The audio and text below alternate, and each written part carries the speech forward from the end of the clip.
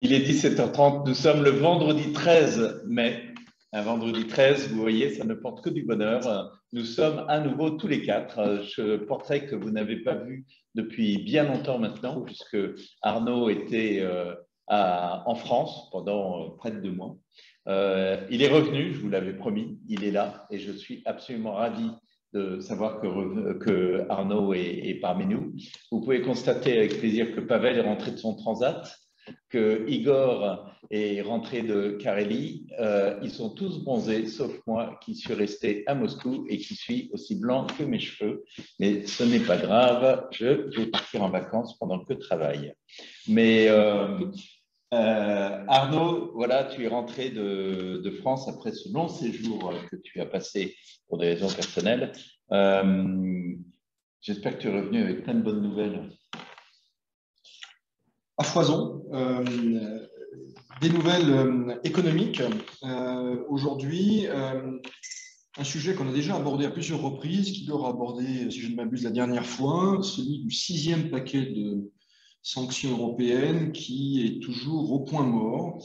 Selon si l'on en croit les informations parues dans la presse, notamment anglo-saxonne, ça continue de bloquer, en particulier s'agissant du volet pétrolier, donc un blocage persistant. La question sera de nouveau abordée lundi au niveau des ministres des Affaires étrangères, mais cela confirme finalement ce qu'on disait ces derniers jours, c'est-à-dire qu'on atteint une forme de limite. C'est-à-dire qu'il est désormais de plus en plus compliqué de faire adopter des sanctions, de vraies sanctions dures à l'unanimité, les intérêts de beaucoup d'États membres étant en jeu.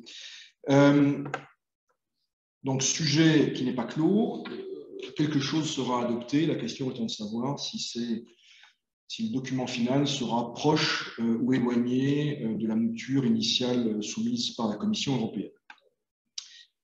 Autre sujet lié, celui des contre-sanctions russes. On y voit un peu plus clair. J'avais évoqué il y a une dizaine de jours le document cadre, le décret cadre publié par la présidence russe. Eh bien, les premiers noms, ou plutôt les premières personnes morales, ont été désignées par Moscou. Et c'est assez surprenant et possiblement assez efficace, voire redoutable.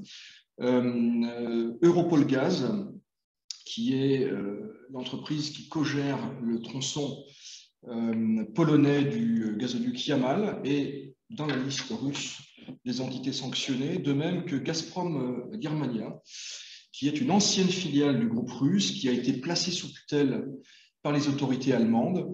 Eh bien, Gazprom, la maison mère initiale, n'a plus le droit de vendre du gaz à ses anciennes filiales.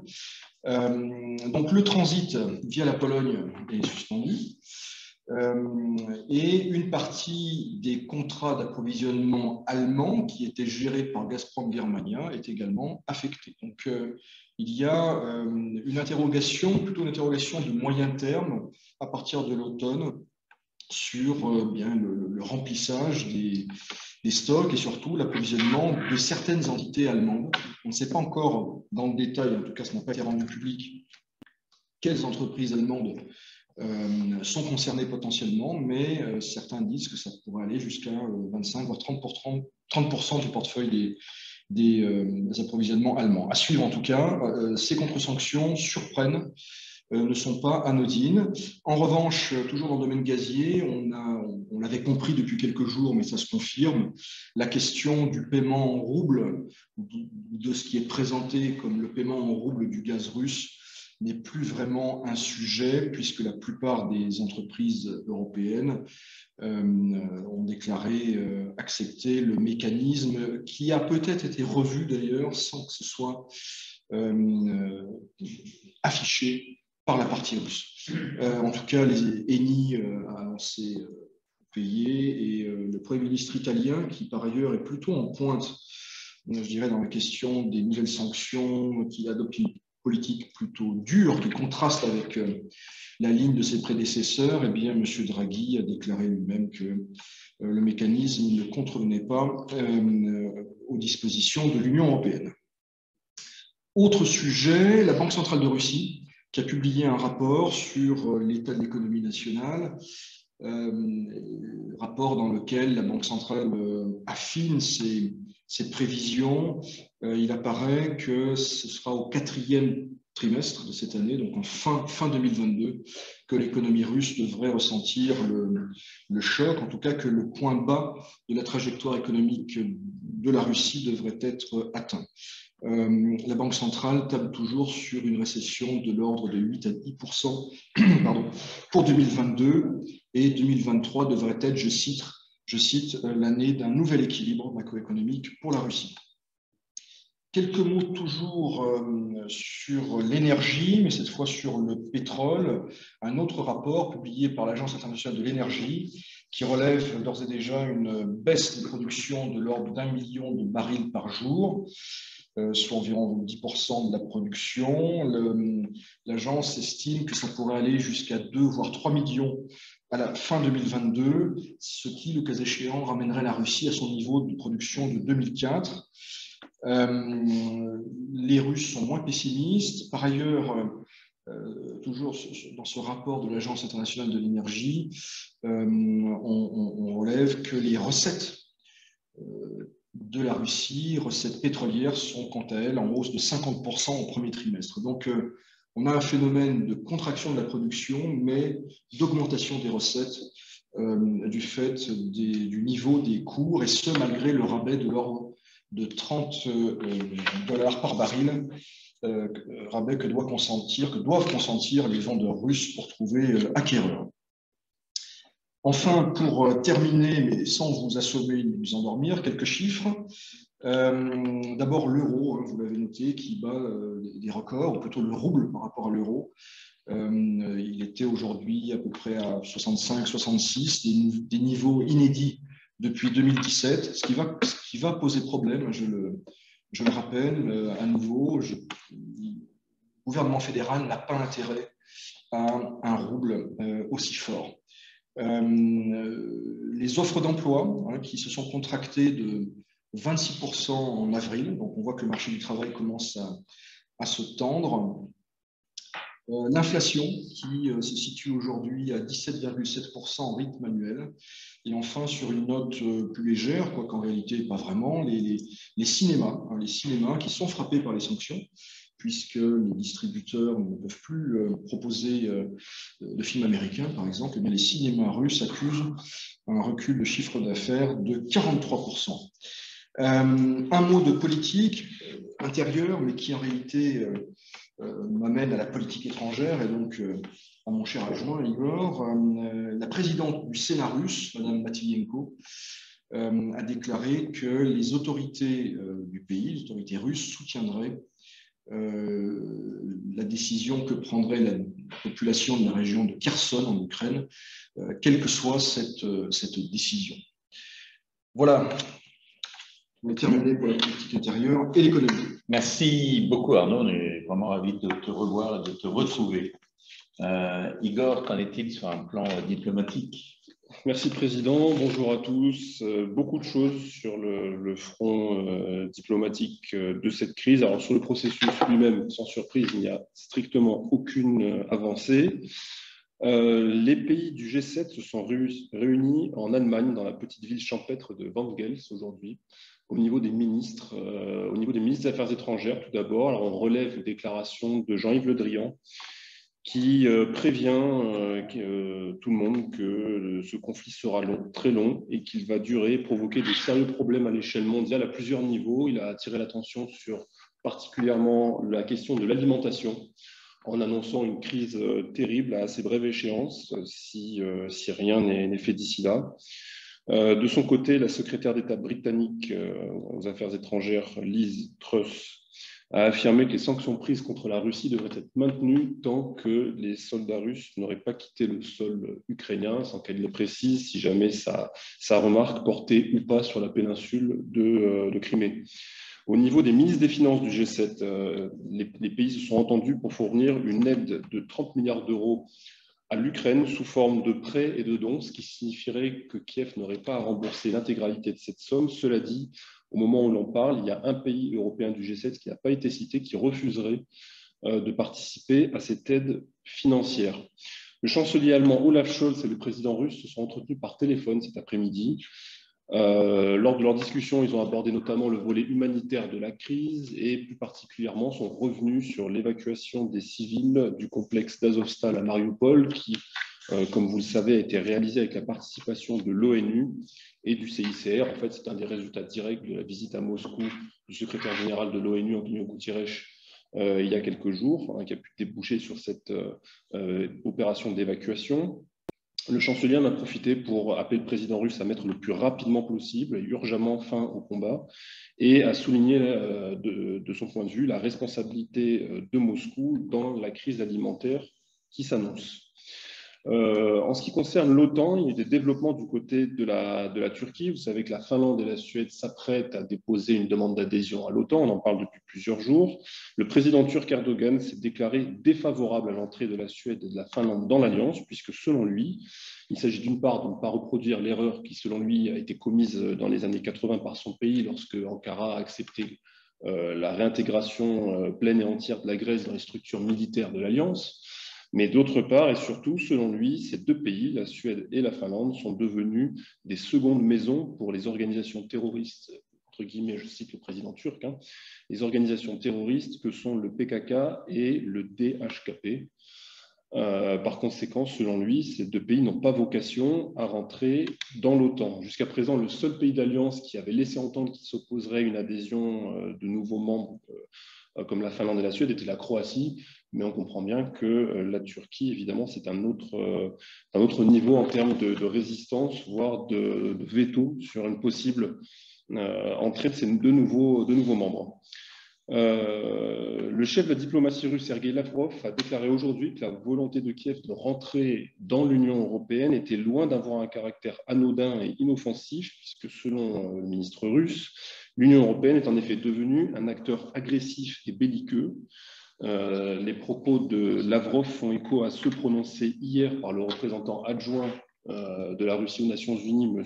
Polyansky, qui indiquait que la position de Moscou à l'égard de l'adhésion de l'Ukraine à l'Union européenne avait changé et que désormais cette perspective était considérée aussi menaçante que celle de l'adhésion de l'Ukraine à l'OTAN. Et pour justification, la partie russe avance le fait qu'aujourd'hui, l'Union européenne est le premier pourvoyeur en armement de l'Ukraine.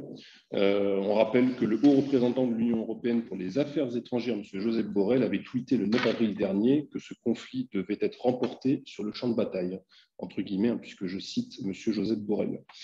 La Lituanie a annoncé qu'elle allait rappeler son ambassadeur en Russie le 1er juin et fermer son consulat à Saint-Pétersbourg le 7 juin prochain.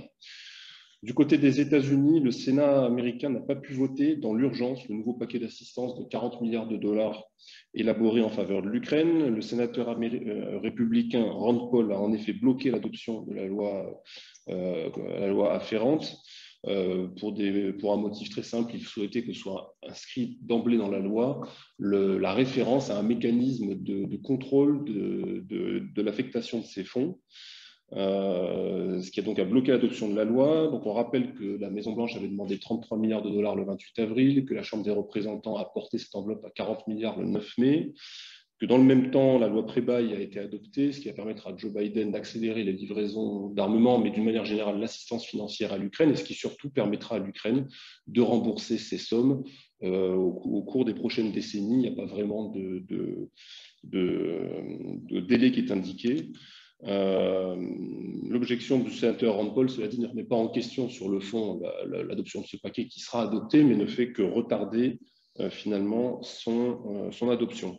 Enfin, le directeur du programme alimentaire mondial de l'ONU a aujourd'hui tiré la sonnette d'alarme. Il a appelé le président russe à lever le blocus sur les côtes ukrainiennes de la mer Noire le plus rapidement possible, puisque selon lui, si d'ici 60 jours rien n'est fait, que les bateaux gorgés de céréales ne peuvent pas quitter Odessa, eh bien, il y aura une crise alimentaire d'ampleur mondiale qui va concerner des millions de gens avec des conséquences cataclysmiques. Voilà, Président, pour les nouvelles diplomatiques de cette fin de semaine.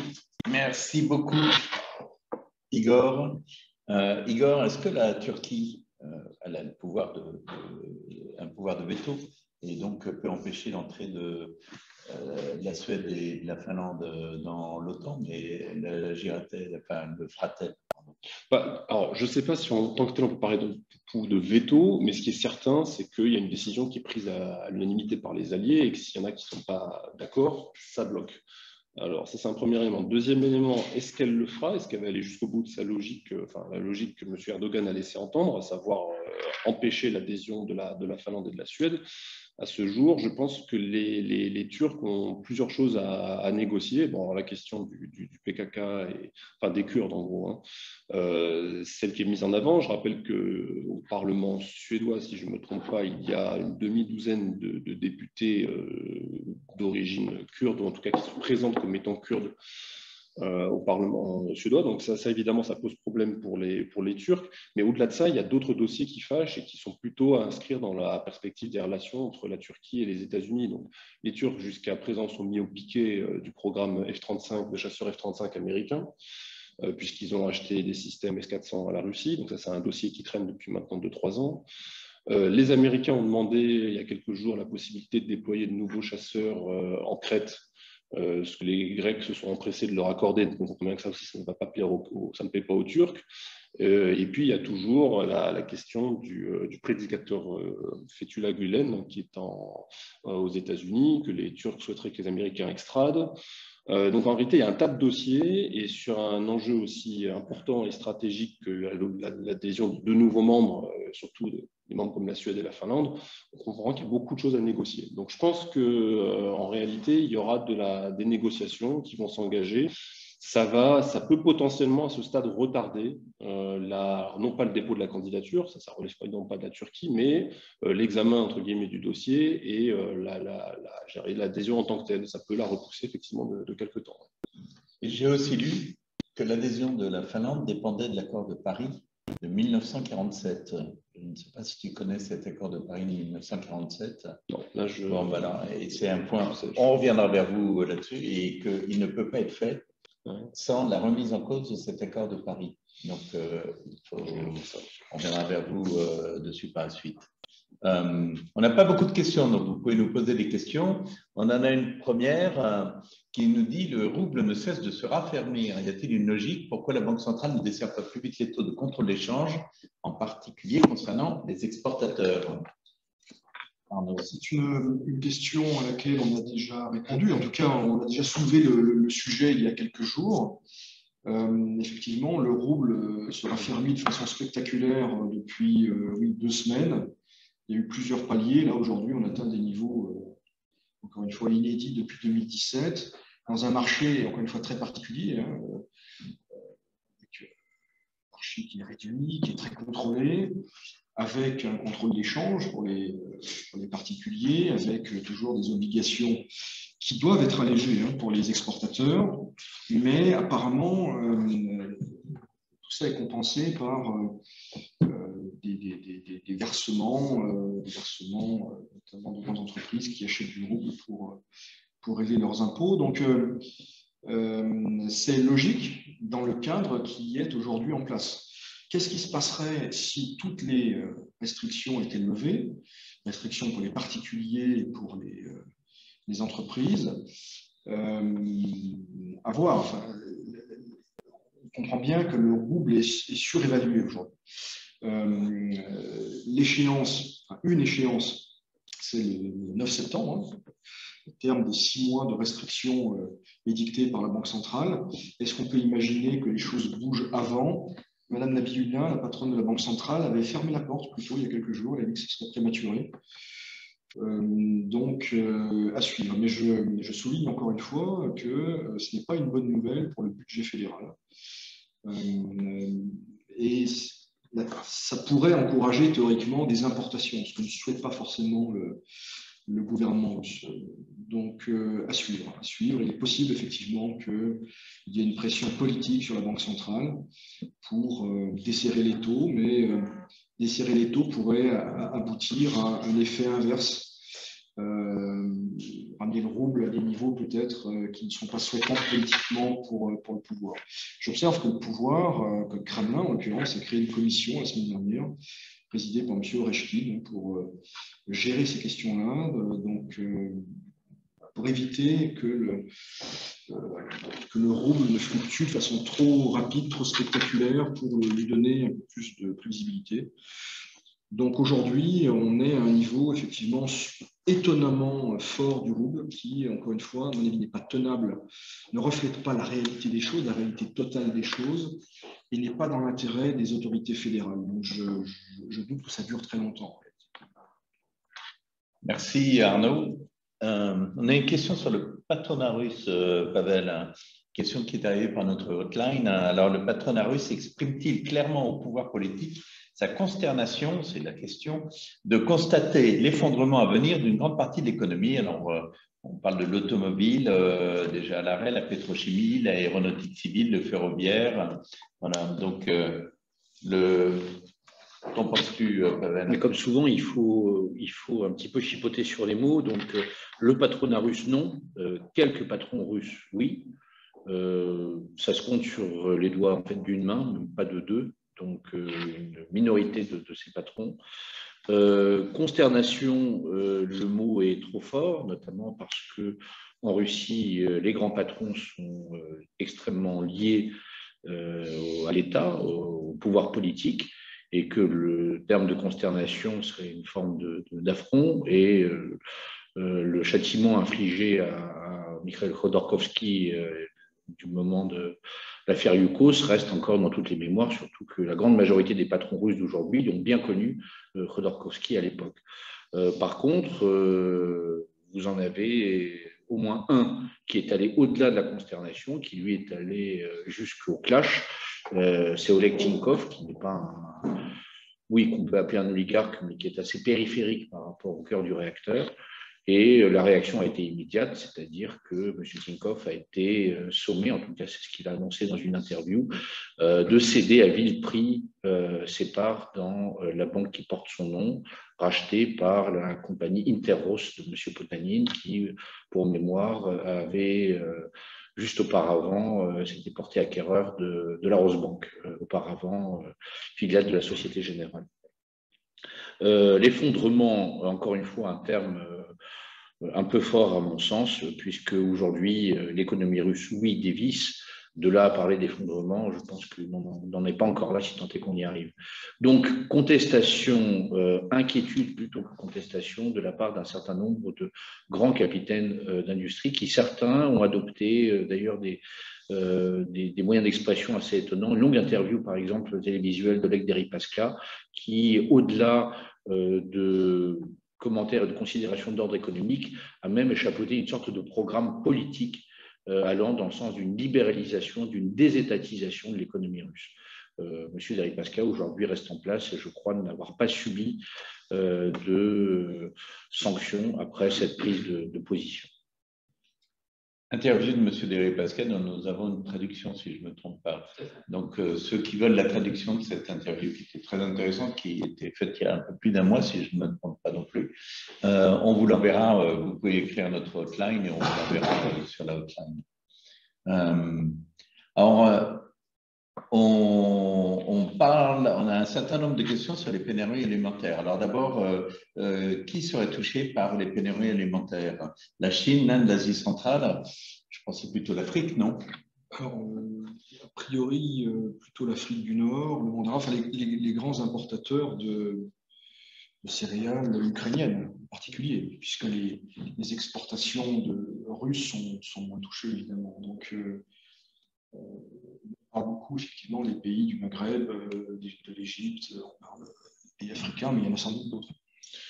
Moi, je relève en tout cas que M. Lavrov était récemment en Algérie. Je pense que la question de l'alimentation, en tout cas de la garantie des approvisionnements de l'Algérie en grains a été soulevée et traitée. L'Algérie est un des principaux acheteurs du Maghreb, plus généralement on peut dire de la région Afrique du Nord, Moyen-Orient, d'acheteurs de céréales russes et ukrainiennes, avec l'Égypte aussi. Donc effectivement, ce sont des pays qui sont potentiellement fragilisés de manière assez critique par cette crise. parce qu'ils sont les principaux acheteurs, comme on l'a dit, mais aussi parce que les prix ont explosé et que par conséquent, ça va leur coûter très cher pour acheter des stocks qui ne seront pas suffisants en l'état actuel des choses pour subvenir potentiellement, je dis bien, à leurs besoins. Donc effectivement, il y a ces pays-là, c'est ceux qui viennent premièrement en tête. Après, au-delà de la région Afrique du Nord, Moyen-Orient, mais peut-être que dans les autres parties du continent africain, il y a aussi des clients qui potentiellement sont aujourd'hui en situation de vulnérabilité.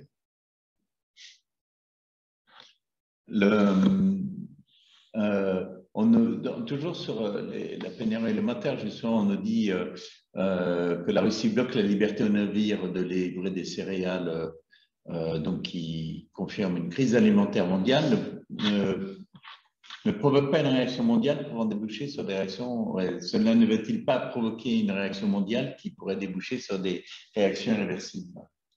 En fait, grosso modo, en ne livrant pas des céréales, effectivement, est-ce qu'on va arriver à une crise alimentaire? On en parlait beaucoup pour l'Afrique du Nord. On vous rappelle que le printemps arabe, c'était au départ c'était dû à la hausse des prix du blé, je crois, enfin en tout cas des produits alimentaires. En 92, on a commencé comme ça aussi.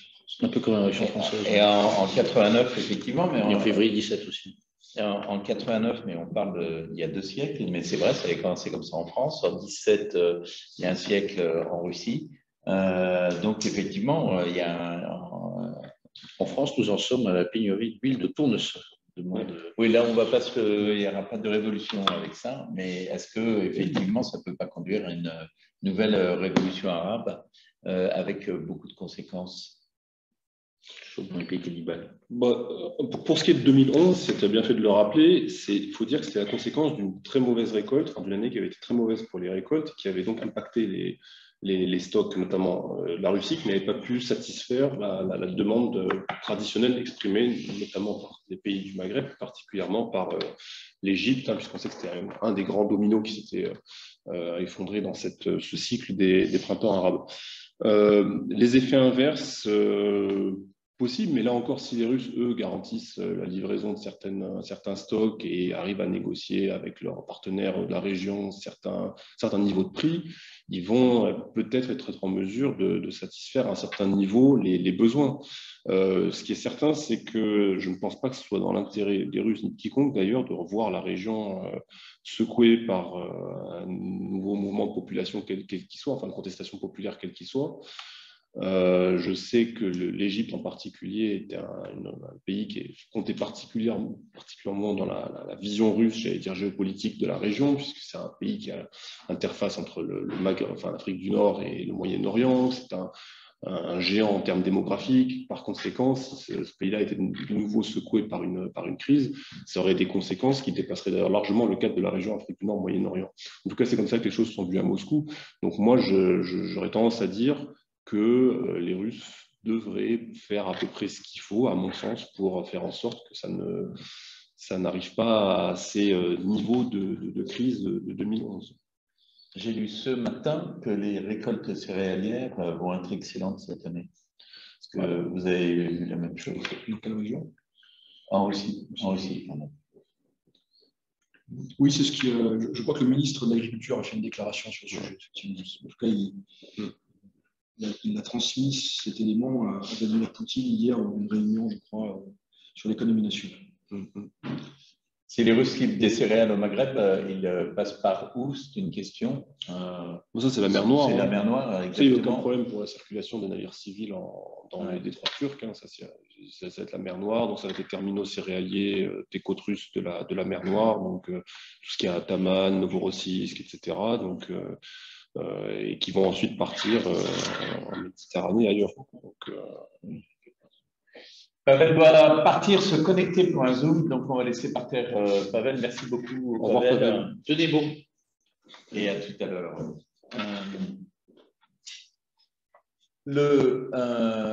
Sur un autre sujet. Alors on nous dit, on parle de relancer les mines de charbon. J'imagine que la personne parle de l'Europe. On parle de relancer les mines de charbon, de préférer le gaz américain au gaz russe, diverses annonces qui laissent penser que la lutte contre le réchauffement climatique est devenue moins importante que le conflit ukrainien. Quel est votre avis? Oui, on voit effectivement qu'il y a des priorités de très court terme, avec des décisions qui peuvent paraître totalement aberrantes au vu de ce qui officiellement constitue toujours la priorité. Donc oui, il y a des choses assez aberrantes en Europe occidentale, par ailleurs en Russie même. Le débat qui était embryonnaire, mais qui commençait à prendre forme sur la transition énergétique est là aussi une victime collatérale du conflit ukrainien. Cette thématique est en train de disparaître de l'ordre du jour au nom d'autres priorités plus urgentes, ou perçues comme plus urgentes. Oui, effectivement, je suis assez partagé sur cette histoire de transition. Enfin, il y a des pays, par exemple, comme la Roumanie, qui envisagent déjà de libéraliser l'exploration et l'exploitation offshore en mer Noire, puisqu'on sait que la Roumanie fait partie de ces pays où l'on croit qu'il y a des réserves de gaz, notamment de gaz de schiste, qui sont assez intéressantes. Pour des raisons que l'on comprend, c'est un pays qui ne s'est pas lancé massivement dans l'exploitation de ce gaz de schiste, puisqu'il y a eu les populations sur place qui s'y sont opposées, puis on connaît tous les dégâts que cause l'exploitation du gaz de schiste. Donc visiblement, là, il y a des choses qui pourraient reprendre pour trouver des sources pour diversifier les approvisionnements, en l'occurrence là en gaz. Ça, c'est un premier élément. Après, peut-être qu'en Europe, certaines personnes se disent que cette crise pourrait être de nature à catalyser, j'allais dire, l'agenda de transition énergétique, s'affranchir des énergies carbonées, du pétrole, etc. Et de se dire, finalement, avec une crise comme ça, c'est l'occasion plus que jamais d'accélérer la cadence et de se sevrer du pétrole en général, le pétrole russe en particulier. L'énergie bleue, donc le gaz, c'est bien, mais il faut passer sur des énergies un peu plus vertes, verdir l'économie. Donc, on peut peut-être aussi le voir comme ça. Je ne sais pas, il y a une question donc, de temporalité, à quelle échéance c'est réaliste, sans compromettre les économies des pays qui s'intéressent à cet agenda, donc les Occidentaux, les Européens en l'occurrence. À quel coût? Est-ce que c'est réaliste? Enfin, ça soulève en réalité un tas de questions. Hein. Mais ce qui est certain, c'est qu'il y a une conséquence, il y a un impact direct sur cet agenda-là. Sur un autre sujet encore, c'est, voyez-vous une évolution des buts de guerre russes? Est-ce toujours Donbass plus Nouvelle-Russie, c'est-à-dire la côte sud? Il y a eu D'abord, tout n'est pas officiel, tout n'est pas avoué. On a bien senti qu'il y a eu, fin mars, début avril, un tournant, c'est-à-dire le retrait des Russes de la région de Kiev, de l'axe Tchernigov, Soum, et il y a eu à ce moment-là une réorientation des buts officiels de guerre vers le Donbass.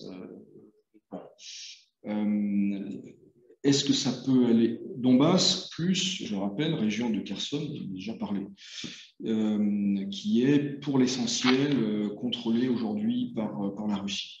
La Russie contrôle aussi une bonne part de la partie sud, en tout cas, de la partie littorale de la région de Zaporogie. Est-ce que ça peut aller plus loin? Encore une fois, tout ça est dicté et sera dicté par l'évolution sur le terrain. On a pris le parti de ne pas entrer dans le détail des questions militaires ici lors de nos briefings.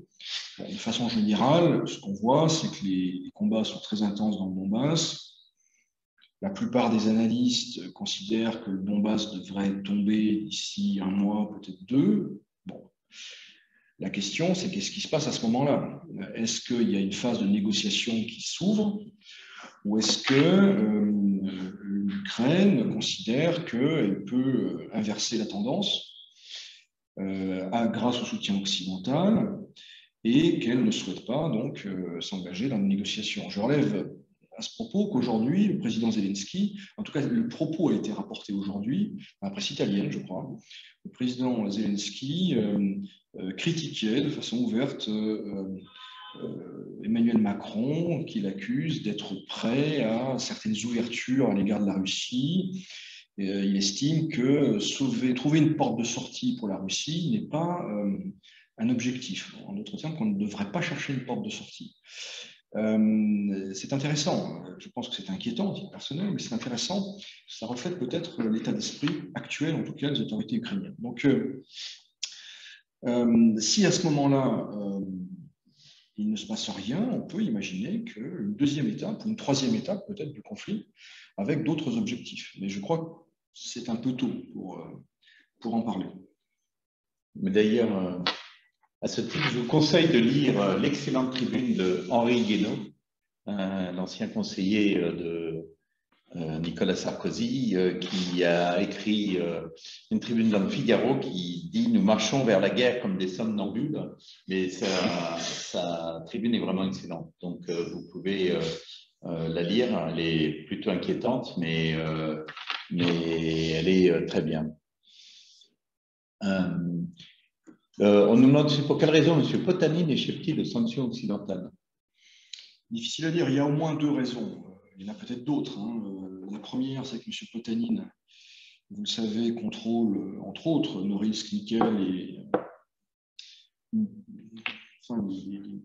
joue un rôle, ces entreprises jouent un rôle majeur, central dans la livraison de certains métaux rares, la livraison aux Occidentaux, aux Européens en particulier. Et par ailleurs, M. Potanine, depuis qu'il n'est plus aux affaires gouvernementales, c'est-à-dire grosso modo depuis 1998, s'exprime très peu, voire pratiquement pas, ni pour ni contre d'ailleurs le pouvoir. Et on peut penser que cette discrétion légendaire lui est favorable aujourd'hui.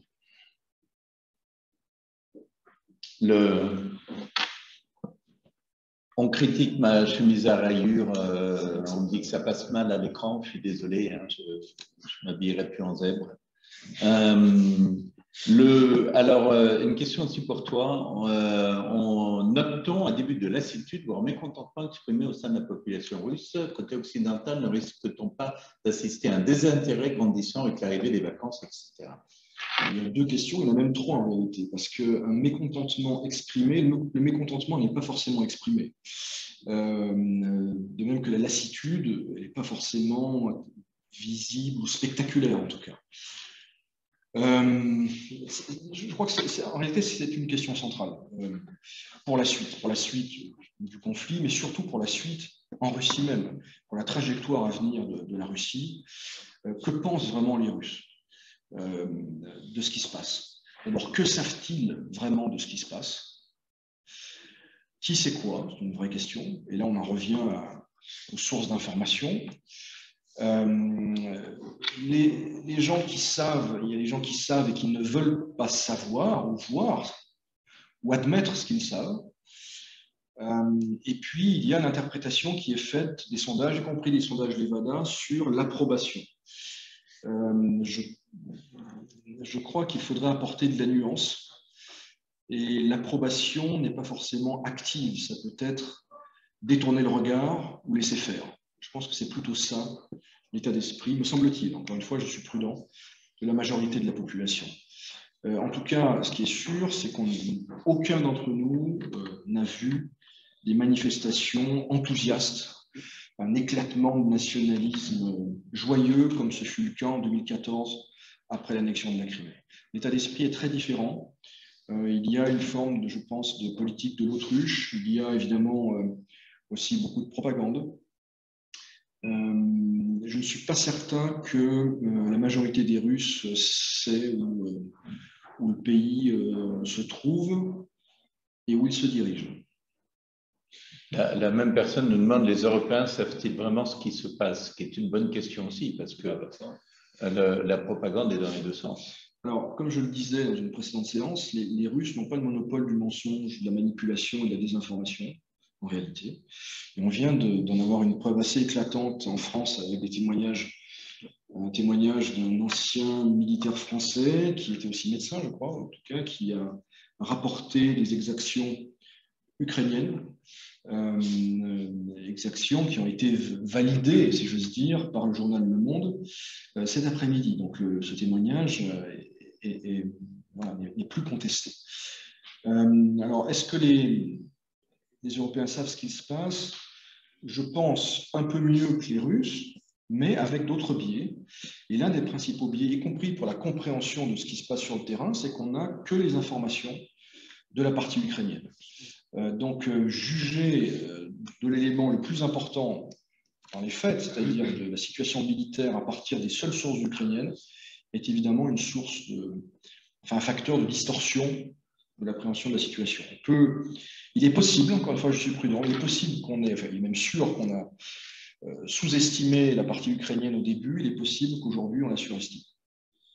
Si je peux juste compléter, effectivement, il y a sur la première partie de la question, sur ici le ressenti, juste ajouter un élément, une étude qui est sortie récemment par une fois de plus une entreprise de marketing sur les Russes et leur façon de s'informer, la consommation de l'information en Russie. On a noté au cours des dernières semaines une baisse assez importante de la consommation d'informations à la télé. Vous savez que la télé est le premier média à travers lequel les Russes s'informent dans le pays. On en a déjà parlé ici. Au cours des dernières semaines, on a vu une baisse assez substantielle de l'audience à télé sur les principaux canaux, Perdu Canal, Russie 24, etc. Ce qui peut traduire une certaine lassitude ou une envie de penser à autre chose. Alors, il y avait l'approche des vacances, un élément qui est très, très circonstancié, mais peut-être que les gens, en fait, ont simplement un peu aussi assez de ce sujet, et effectivement, ne veulent plus s'y intéresser, même s'il reste incontournable. Et effectivement, sur la France, il faut vraiment souligner que en France, les principales sources d'information sont les sources ukrainienne et que l'Ukraine contrôle méthodiquement, drastiquement les informations qu'elle distille. Elle censure délibérément, et on peut tout à fait le comprendre, mais certaines informations, et que par conséquent, c'est vraiment un revers de la médaille que l'on voit, mais c'est le seul revers que l'on voit partout dans les médias en France, parce qu'il n'y a pas d'autres sources d'informations dans lesquelles ces médias vont puiser. Une auditrice qui habite en Russie, française, nous dit « Si j'en juge par mes amis russes, il y a surtout un sentiment d'impuissance et donc on se résigne. » Oui, il y a de ça. Ouais. Un grand classique de l'attitude de la société russe à l'égard d'un pouvoir qui… Il y a une chose aussi qu'on constate, c'est qu'il y a une vraie russophobie qui s'est développée en Occident, et ça, les Russes, ils sont très sensibles. Mais si vous vous souvenez d'une chose, c'est, je cite souvent cet exemple, mais quand le sentiment d'anti-américanisme était le plus fort en France, chaque fois que les Américains nous mettent des sanctions. On ne cherche pas à savoir si les Américains ont raison ou non. Dès qu'ils nous mettent des sanctions, le sentiment d'anti-américanisme en France se développe d'une façon absolument énorme. On a un peu le même phénomène ici. Ils ont peur de la russophobie et donc le phénomène anti-occidental et du coup se rapprochant du gouvernement joue aussi. Alors, sujet complètement différent, c'est on nous demande combien de sociétés françaises hébergées par la CCI ont quitté la Russie. Plus généralement, en pourcentage, à combien estimez-vous le nombre de boîtes françaises ayant quitté la Russie? C'est extrêmement difficile à dire. D'abord, c'est pas les boîtes sont là où ont quitté. C'est beaucoup plus compliqué que ça. Des boîtes qui ont quitté, je ne connais pas vraiment beaucoup. Des boîtes qui ont arrêté leur production, qui ont fermé leurs magasins parce qu'ils ne peuvent plus recevoir de produits. Des boîtes qui ont des difficultés d'approvisionnement. Il y en a un certain nombre. Donner un chiffre, c'est extrêmément compliqué. Il faut savoir qu'il y a 1200 entreprises françaises. Il y a 50 investisseurs majeurs. Les 50 majeurs, bien évidemment, sont essentiellement des boîtes du CAC 40, plus d'autres. On sait grosso modo celles qui sont là et celles qui sont parties ou en partance. Parmi les 1100 restantes, sont beaucoup d'entrepreneurs et très difficile à donner un chiffre. Pour l'instant, on a toujours entre 800 et 1000 personnes par jour qui nous écoutent. Ce n'est pas tous des personnes qui sont en Russie, mais ça donne quand même un nombre important.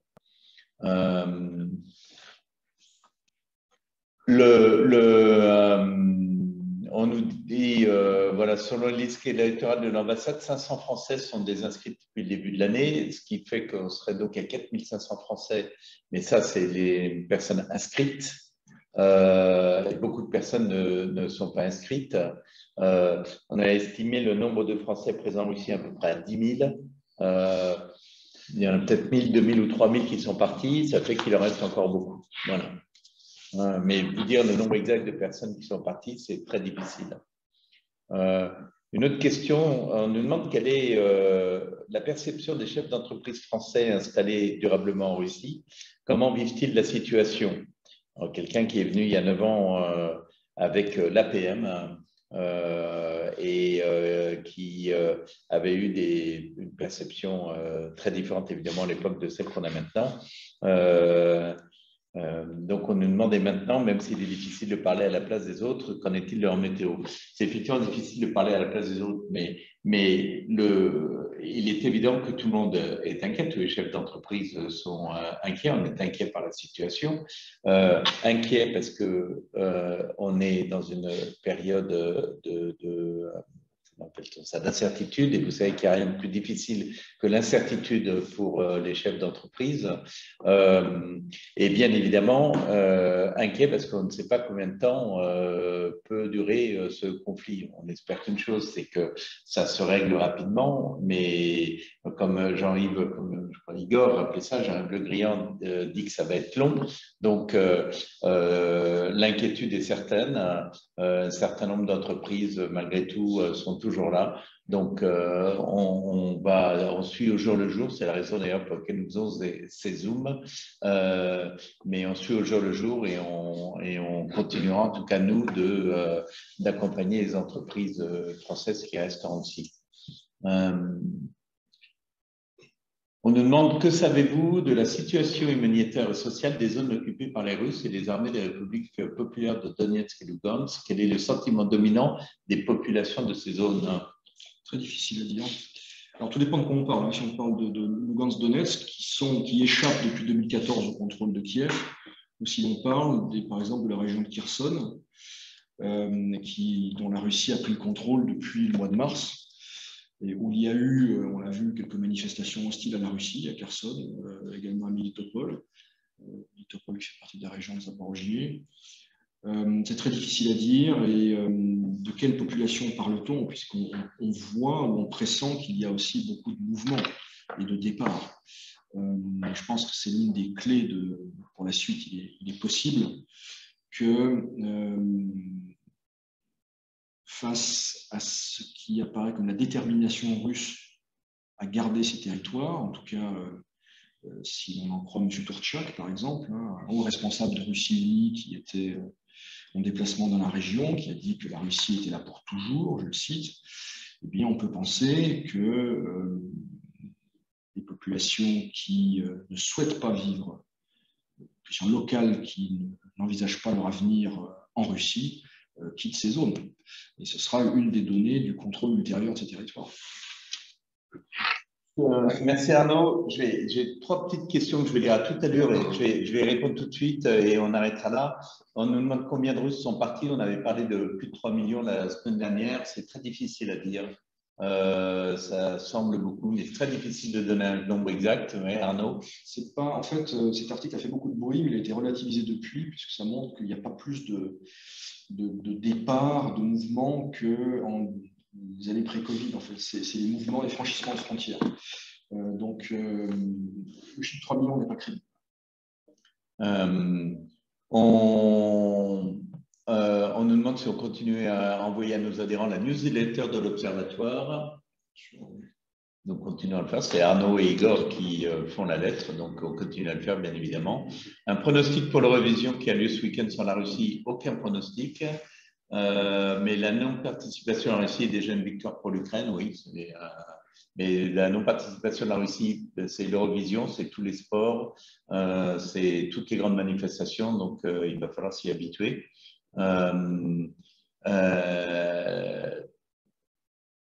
Ikea a confirmé qu'il payait ses salaires de ses employés jusqu'en août. D'après, les Russes laisseront-ils partir Ikea, Coca, etc. définitivement comme ça. Alors, je rappelle toujours qu'Ikea n'est pas parti. Je ne sais pas ce qui se passera après le mois d'août, bien évidemment, mais n'oubliez pas que Ikea gère aussi des centres commerciaux, ce qui est une grosse partie de leurs revenus, et cette partie-là marche toujours, et ils sont toujours ici pour faire fonctionner la gestion des centres commerciaux. Donc, ils ne sont pas complètement partis. Voilà, c'est bon pour aujourd'hui. Tu veux lire, Igor, les petites… c'est moi qui fais une nouvelle. Ah ben, c'est toi qui vas remplir le rôle de Pavel aujourd'hui. Mais pas ça, ouais. Alors, chers auditeurs, nous changeons le rythme de briefing, nous vous le rappelons, puisque désormais, vous aurez le plaisir et nous aurons le plaisir de vous retrouver les lundis, les mercredis, les vendredis à 17h30 heure de Moscou, 16h30 heure de Paris, à travers le même lien que vous avez utilisé pour vous connecter aujourd'hui même. Vous pouvez toujours nous envoyer vos questions à l'avance sur l'adresse hotline@ccifr.ru et retrouver les briefings précédents, les revoir et les re-revoir, les liker, les partager sur notre chaîne YouTube. Vous pouvez retrouver tous nos événements sur notre site, que vous connaissez certainement, je n'en doute pas, ccifr.ru. La semaine prochaine, nous organisons notamment un séminaire sur les mesures dans le domaine du contrôle des changes et des transactions pour les résidents et les non-résidents, ainsi qu'une session du comité de propriété intellectuelle. Vous retrouverez toutes les informations sur le site que j'ai rappelé à l'instant. Les autres actualités de la CCI France-Russie sont également sur notre canal Telegram CCI France-Russie. Voilà, nous vous souhaitons un excellent week-end et surtout, tenez bon. Ce qu'on nous dit dans les messages que vous nous envoyez, tenez bon. Et je vous le rappelle, la CCI France-Russie reste à vos côtés. Merci beaucoup. Et à mercredi. Au revoir.